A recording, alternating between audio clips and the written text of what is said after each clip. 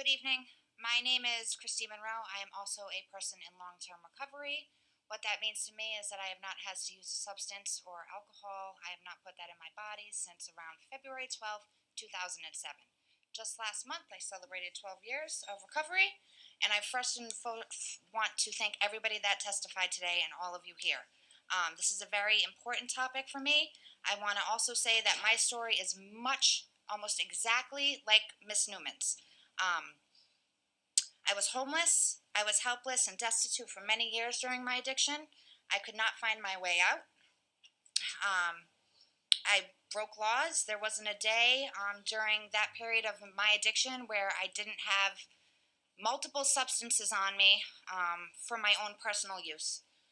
Day in and day out, treating trauma, self-medication over and over and over again. And I can say that by sheer luck and only luck alone that I do not have a felony charge on my record. I do have a misdemeanor on my record.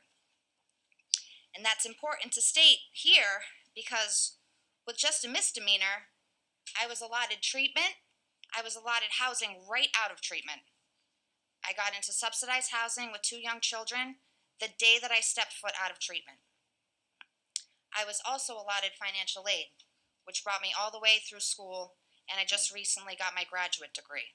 I was never denied any services because of my criminal record, because I have a misdemeanor possession charge. I was placed on multiple housing lists the minute that I walked into treatment. Nobody ever said, nope, you're not going to do it. While other people around me in that same treatment facility wouldn't even be put on that bus to go to get housing because they knew automatically they'd be denied. I'd watch these people go back to prison over and over and over again. In and out, in and out. They never got the stable housing that they needed. I've been committed and dedicated to my recovery. My life had begun to make sense again. I actually found purpose. After enrolling in college, I gainfully was employed, and that employment returned my dignity. I'm respected today. I have a job today. I'm a state worker, and I know for a fact that I would never have the job that I have today with that felony possession charge. And I think it is through nobody should be, their destiny should not be allotted to luck, right? Because me, just like Miss Newman who just spoke, we walked the same exact path. And just because I didn't get caught should not lead me to have a master's degree, have housing, and be able to move on with my life. I am the same person that she is. I used the same way that she is. I was on the streets of Providence much like her.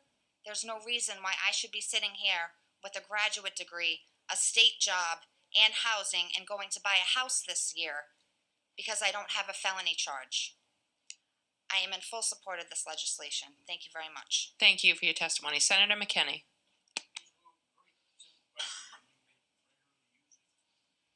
The amount that you would have. It varied through substance. It could be pills, it could be powder, it varies on substance. It varied from day to day. Obviously, because the It questions could that be we're 5 bags, it could be 10 bags, it could be 28, number of grams or ounces, would you have any? 28, 14, not sure. No idea. Okay. It varies. Thank you. Thank you very much.